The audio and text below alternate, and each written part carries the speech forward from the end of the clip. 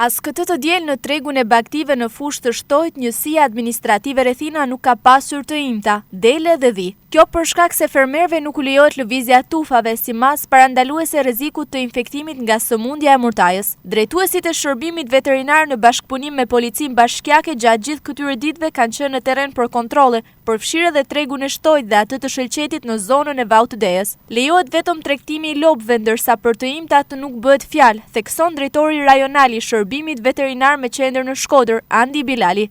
Ne bëjmë monitorimin e çdo ditë tregut me grupin e kontrollit përcaktuar me urdhër, cili kontrollon aktivitetin e këtij tregut, por gjithashtu edhe kontrollin për parandalimin e lëvizjes në tregët e të imtave për aktivitet blerjet ose shitjet. Në 2-2 Shelqeti ka grup tjetër punet, edhe atje vazhdon, jo vetëm në treg, por edhe në akset rrugore, bashkëpunim me policinë bashkiake kemi dalë dhe kontrollojmë edhe çdo automjet dyshimt apo edhe të pa dyshimt në kontrolle rigoroze për ngarkesat që marrin edhe të pajisur me dokument veterinar gjatë shoqërimit të tyre.